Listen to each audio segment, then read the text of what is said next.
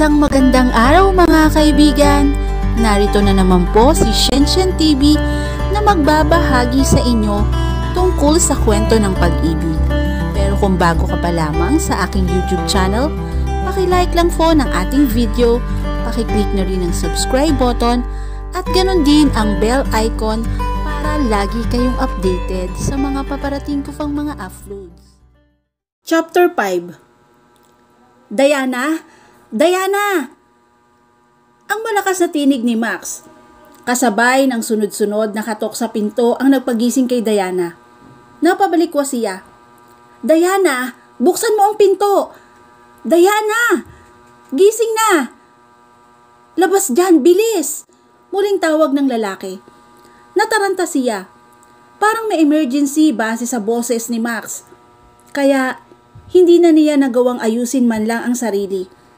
Lumabas siya ng silid. Hindi niya makuhang magtsinelas dahil sunod-sunod na uli ang katok sa pinto. Sabay tawag sa kanya. Inalis ni Diana ang mga lock ng pinto at binuksan. Bakit? Ano? Hindi niya natapos ang sinasabi nang tumutok sa kanya ang mga mata ni Max. Pinasadahan niya ng tingin mula ulo hanggang paa. Bigla tuloy siyang na-tense at nailang. Hindi maikakaila, nakagigising lamang niya. Thanks God, she slept in her short and loose shirt. Hindi masyadong bulgar ang kanyang damit.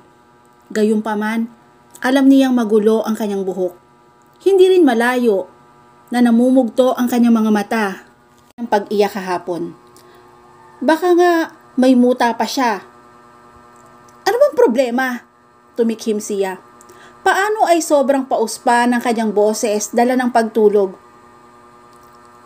Ano bang problema mo ha? Napakaaga mong mambulahaw. May sunog ba?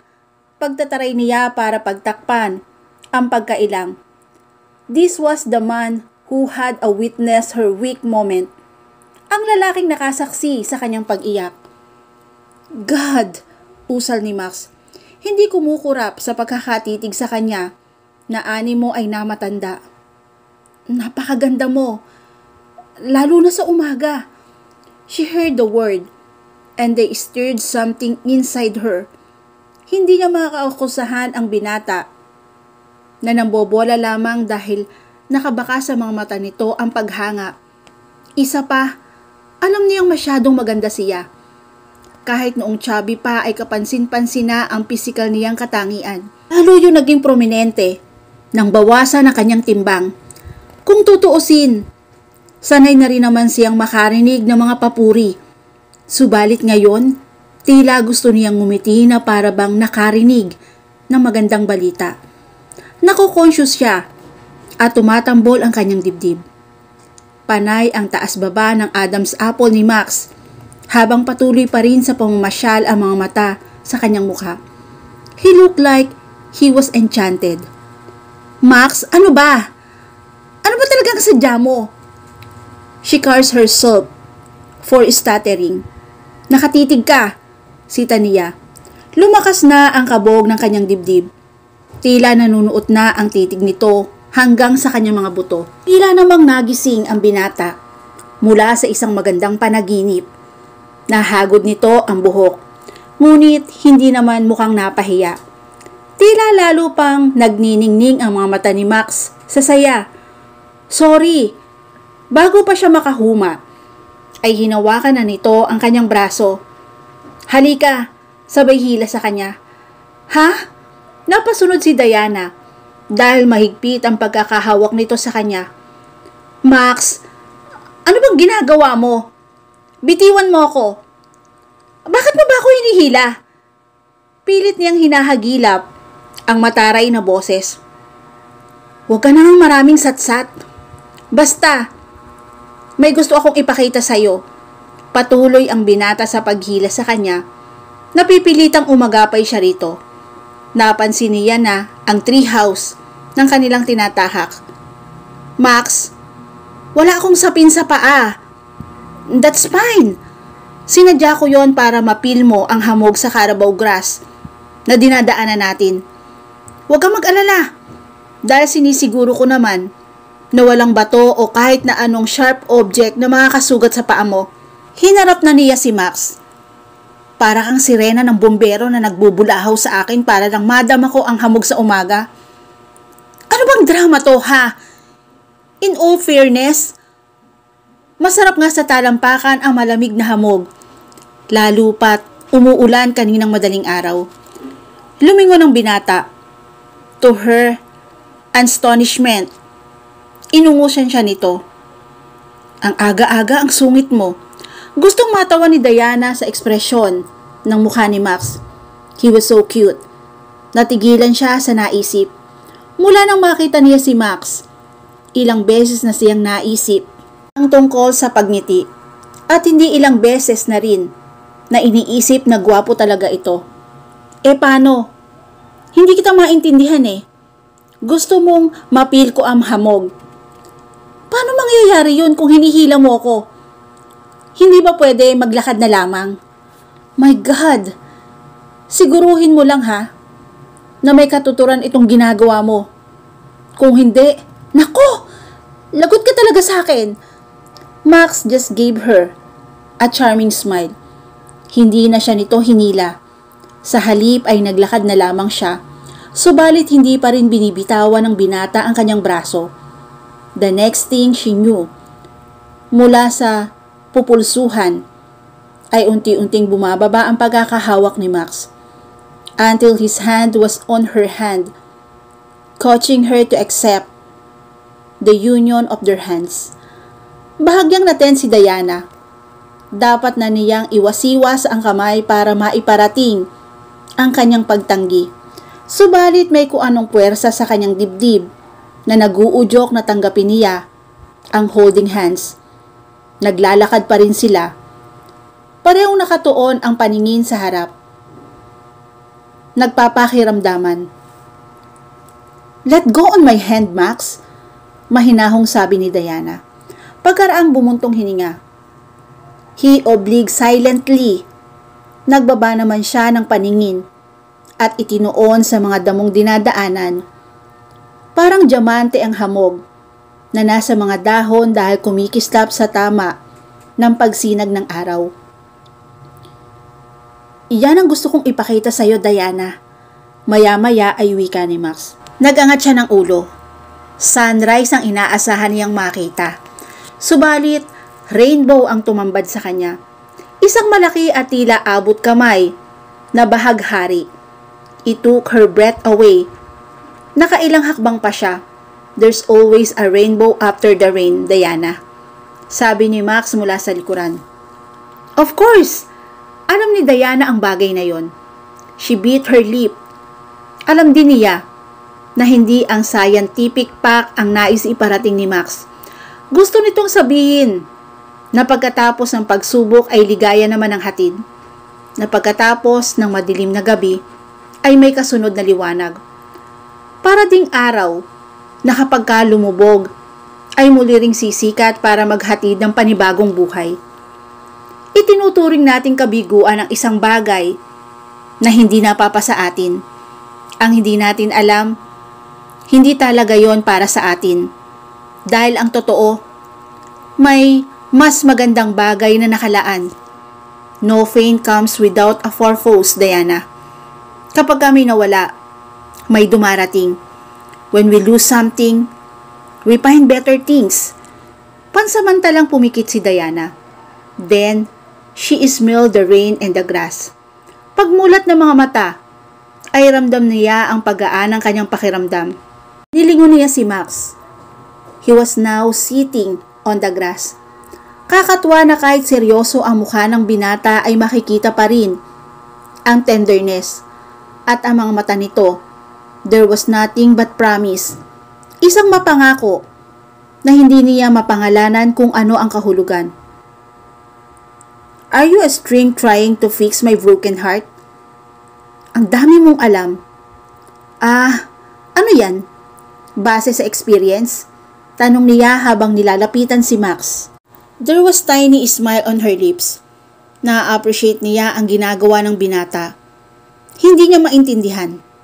Dati ay naiinis siya sa mga taong nagpapayo sa kanya tungkol sa pinagdadaanan. She would always tell herself na hindi alam ng mga tao kung ano ang kanyang pinagdadaanan ngayon. Hindi niya maipaliwanag kung bakit tumatama sa kanyang puso ang mga sinasabi nito. And she was welcoming the feelings. Nang makalapit, ay naupo si Diana sa tabi ni Max. Bagaman may sapat na distansya sa pagitan nila, pareho nilang tinatanaw ang bahaghari. I'm not a strength. Ako lang ito. Pangkaraniwang tao na nakikita ang lungkot na pilit mong itinatago sa mga mata mo. Bumuntong hininga si Max. I just can't ignore it. But what surprised the most is that sa tuwing nakikita ko ang lungkot na sa yung problema, mas dobling lungkot ang nararamdaman ko. Mahinang dugtong ng binata na napalingon sa kanya. Ha? Kung pwede lang, ay ako na lang ang umako ng sakit. I don't know, Diana. Parang aspile ang bawat patak ng luha mo na tumutusok sa puso ko. She gaped softly. Bakit naman ito makakaramdam ng ganon gayong kailan lang naman sila nagkakilala? Siguro dahil totoong mabait nga si Max at mapagmalasakit sa kapwa. Mula sa pagkakapatong sa mga hita ay ibinaba ni Diana ang laptop sa mesita at padaos-dos na naupo sa couch. Then she stared at the ceiling. Ilang sandali lang ay muling ibinalik sa monitor ang laptop ang paningin. Nababasa niya ang bawat salitang isinulat na patungkol sa kanyang heartache. Weird. Pakiramdam kasi niya ay sumosobra na siya sa description. Parang hindi na niya maramdaman sa puso ang mga sakit ng kalooban na isinusulat. Weird. Her own words seem exaggerated. Pumikit siya. Agad din namang napamulagat nang lumitaw sa balintataw ang mukha ni Max. Ang mga nangyari mula nang magkakilala sila ay tila eksena na nagpe-play sa kanyang isip. May mga partikular na eksena pa ang nagiging slow motion katulad ng paghapit ni Max sa kanya at tuksuhin ng pilyong ngiti at kislap ng mga mata. Ang maingat ngunit punong-puno ng damdaming pagyakap habang umiiyak siya. Ang mga titig at ang pagtatangka na mag-holding hands sila. Kung pwede lang ay ako na lamang ang umako ng sakit. I don't know, Diana. Parang aspile ang bawat patak na luha mo na tumutusok sa puso ko.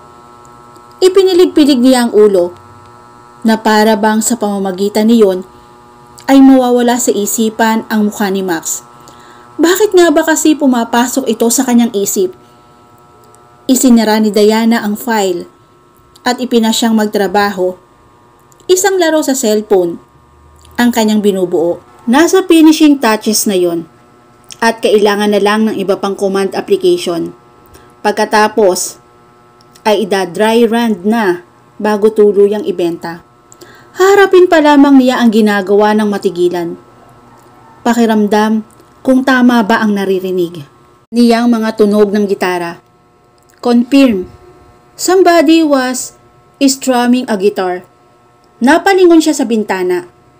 Nakahawi ang kurtina at bukas ang mga bubog ng bintana. Para kasing doon ang gagaling ang tunog. Tumaas ang kanyang isang kilay. Sa hilera ng mga puno na nagsisilbing boundary ay may lalaki na nakaupo sa ilalim ng isang puno. Si Max, naka-side view ang binata. He was so good looking. May kilik na gitara na ini-strum nito. Parang masarap isalin sa postcard ang tanawing iyon o kaya ipinta sa canvas. If you ever find yourself stuck in the middle of the sea, I'll sail the world to find you. Oh, nasambit ni Diana nang marinig ang boses ni Max na kumakanta. Maganda pala ang singing voice nito. Buo at malamig. Sa katunayan, ay bahagya pa nga siyang nakaramdam ng goosebump. If you ever find yourself lost in the dark, and you can see, I'll be the light to guide you. Find out what we are made of. When we are called to help our friends in needs, you can count on me like 1, 2, or 3. I'll be there, and I know when I need it. Hindi malaman ni Diana kung ano ang gagawin. Kumakanta habang nagigitara si Max. Isang revelasyon na nakakadagdag sa mga katangian ng binata. Natagpuan na lamang niya ang sarili na pinakikinggan ito. In all fairness, maganda talaga ang tinig ni Max. At nasa tono pa. Isang katangian ng lalaki na alam niyang magpapakilig sa kanyang mga kapwa babae. No wonder, Max, according to Moira, was the most eligible bachelor in town. Bakit hindi? Binata, gwapo, matikas, may sinasabi sa buhay, pilantropo, at may talento pa sa musika. Ano pa bang hahanapin ng isang babae kay Max? Natapos na ang kanta. Ang sunod na narinig ni Diana, ang muling paglalaro ni Max sa mga kwadras ng gitara. Napatingin na siya. Damn, he really has the talent. Parang nais niyang puntahan ang kinaroroonan ng binata at makipag-jamming. Mahilig din naman siya sa musika. Hindi nakatiis si Diana na muling lumingon. Napansin niya na may malapad na papel na sinusulatan si Max na nakaharap sa kanya. Tumayo siya at lumapit sa bintana para mas mabasa ang malinaw kung ano ang nakasulat doon. Tumatanggap ng song request ang kanyang nabasa. Di yata at siya pala talaga ang puntirya ng binata kaya ito animo ang nag-exhibit ng talento. Hindi niya napaghandaan nang tumingin si Max. Nagtama ang kanilang mga mata. Sa loob ng ilang sandali ay hindi niya magawang bawiin ang paningin. Max broke the contact. Ngumiti ang binata. Kapag kakunwan ay sinenyasan ang isinusulat. Tila ay tinatanong kung mayroon siyang song request. Umiling siya bilang sagot. Tumaas ang kanyang isang kilay. Nang damputin, Max ang papel. He flipped the page. Maya-maya pa ay dinampot ang pentel pen. Napangiti siya sa paraan nito ng pag-aalis ang takip ng pentel pen. Kinagat yon at ni hindi nag-abalang tanggalin sa bibig ang takip habang nagsusulat. Nang matapos ay ipinakita sa kanya ang papel na hula niya ay sketchpad. Wanna join me? She shook her head politely.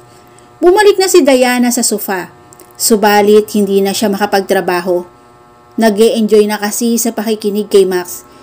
Hindi niya napigilan ang pagguhit ng ngiti sa mga labi. Passenger seat. Usal ni Diana nang mahulaan ang tono na tinutugtog ng binata. I look at her and have to smile as we go driving for a while. Her hair blowing in the open window of my car. Natigilan si Diana. Hindi yun boses ni Max.